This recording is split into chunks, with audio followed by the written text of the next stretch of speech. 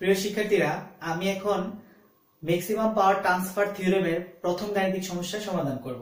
একটু লক্ষ্য করো তো, এখানে একটা কোশ্চেন দেওয়া আছে, সেই কোশ্চেনের মধ্যে একটা মান দেওয়া নেই, আরএল এর মান দেওয়া নেই। আমাকে জানতে চেয়েছে আরএল এর মান কত, আর লোড কারেন্টের সর্বোচ্চ মান কত হবে, এবং সে পাওয়ার সর্বোচ্চ কত হবে, সেগুলি বের করতে হবে এই সার্কিট থেকে। আচ্ছা, তাহলে আমরা পাওয়ার ট্রান্সফার থিওরেমের যে ফর্মুলা, সেই ফর্মুলা থেকে আমরা জেনেছিলাম কি বলতো, তখনই সর্বোচ্চ পাওয়ার ট্রান্সফার হবে যখন কি বলতো লোড রেজিস্টরের মান সোর্স রেজিস্টরের মানের কি হবে বলতো সমান হবে। এখানে একটু লক্ষ্য করো তো, এটা কিন্তু সেই সার্কিটটা, তাই না? আর যেটাতে পাওয়ার ট্রান্সফার থিওরেম আমি ব্যাখ্যা করেছিলাম। এখানে দেখো, এটা সোর্স রেজিস্ট্যান্স, এটা লোড রেজিস্ট্যান্স, তাই তো? আর এটা কি সোর্স ভোল্টেজ। তাহলে এই সার্কিটটাকে যদি আমি ঠিক থেভেনিন সমতুল্য সার্কিটের সাথে তুলনা করতে চাই, দেখো এটা হচ্ছে পাওয়ার ট্রান্সফর্ম থিওরেমের জন্য আমি লিখেছিলাম, আর এটা হচ্ছে থেভেনিন সার্কিটের সমতুল্য রেজিস্ট্যান্স। এখন দেখো লোড রেজিস্ট্যান্স, এখানে একটা আরএস আছে, মানে কি বলতো সোর্স রেজিস্ট্যান্স, কিন্তু এখানে তা আরএস এর পরিবর্তে কি আছে আরটিএইচ। তার মানে আরএস যেই কথা, আরটিএইচ কিন্তু কি বলতো একই কথা। আচ্ছা, আর এখানে ভিএস সোর্স ভোল্টেজ, আর এখানে কি আছে ভিটিএইচ, মানে হচ্ছে কি থেভেনিন ভোল্টেজ। তাহলে সোর্স ভোল্টেজ থেভেনিন ভোল্টেজ একই অর্থ বহন করে। তাহলে আমরা কি বুঝতেছি? তাহলে আমরা বুঝতেছি যে পাওয়ার ট্রান্সফর্ম থিওরেমের যে সমাধানটা, সেটা অবশ্যই কি থেভেনিন সার্কিটের সাহায্যেই মূলত কি তোমাকে করতে হবে। তাহলে আমি যে আরটিএইচ বের করি, তাহলে আমি বের করে ভাববো আমি যে আরএস বের করছি, তাই না?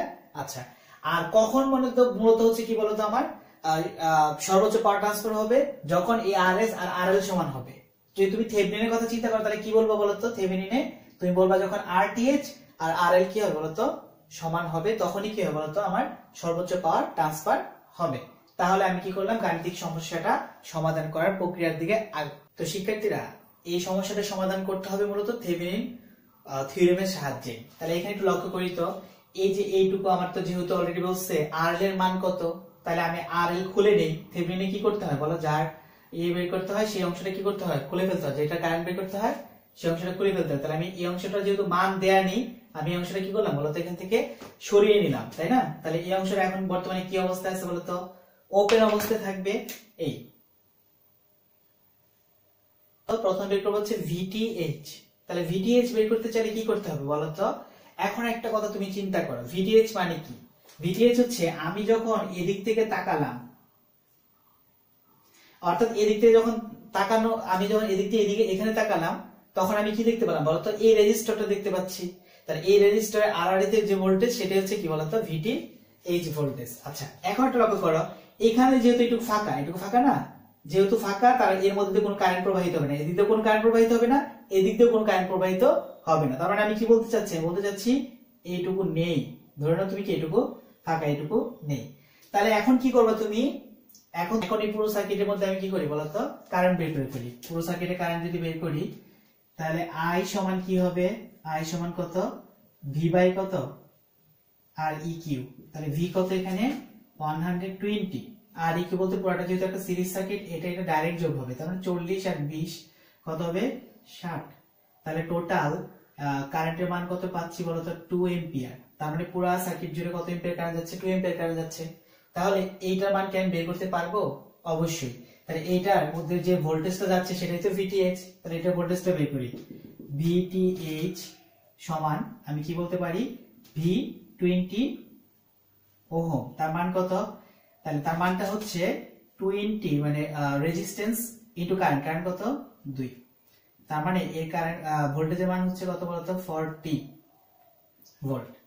তার মানে হচ্ছে কি বলতো, এর মধ্যে যে পরিমাণ ভোল্টেজ প্রবাহিত হচ্ছে সেই ভোল্টেজের মান কত? সেটা হচ্ছে কত? 40 ভোল্ট। এখন আবার আরটিএইচ বের করতে হবে। তাহলে আরটিএইচ যদি বের করতে হয়, যে কোনো সোর্স থাকলে সেই সোর্সকে কি করতে হবে বলতো শর্ট করে দিতে হবে। তাহলে এখানে একটা ভোল্টেজ সোর্স ছিল, আমি সেটা কি করলাম? শর্ট করে দিলাম, তাই না?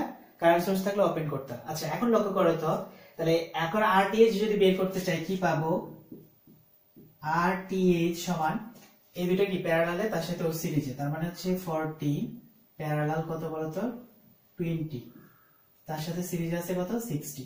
তাহলে তুমি যদি ক্যালকুলেশন করো 40 টাইমস 20, 40 প্লাস 20 প্লাস কত 60, তাহলে টোটাল যদি ক্যালকুলেশন করো, তাহলে তোমার রেজিস্ট্যান্সের মান পাচ্ছ 73.33 ওহম। এটা হচ্ছে কত বলা আমার RTH। আর RTH এর আরেক নাম আমরা কি জানি বলতো? RTH এর আরেক নাম আমরা কি জানি? সেটা হচ্ছে RS, তাই তো? আচ্ছা, তাহলে RS আর RTH এটা মান তো আমি জানি।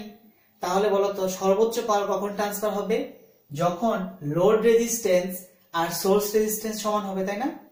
আমি আবার বলি, সর্বোচ্চ পাওয়ার কখন ট্রান্সফার হবে? যখন এই লোড রেজিস্ট্যান্স, যে লোড রেজিস্ট্যান্স আমাকে বের করতে বলছে, আর সোর্স রেজিস্ট্যান্স সমান হবে।